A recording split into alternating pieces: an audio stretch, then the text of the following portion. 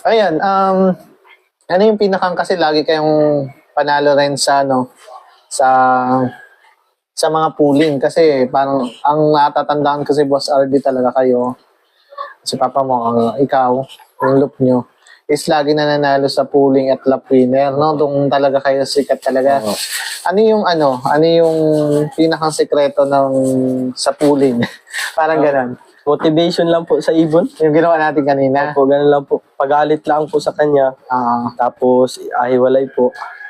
Para gustong-gusto niya pong umuwi at naalala niya yung kanyang asawa. mga ilang kilometer yon. Ibig sabihin, pag nagtitraining ka ng gano'n, yung pinapagalit yung ibon, ano yung pumipili ka ng ibon na matapang, parang gano'n? Opo.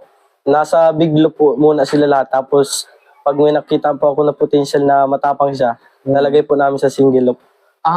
Gano'n ang discard.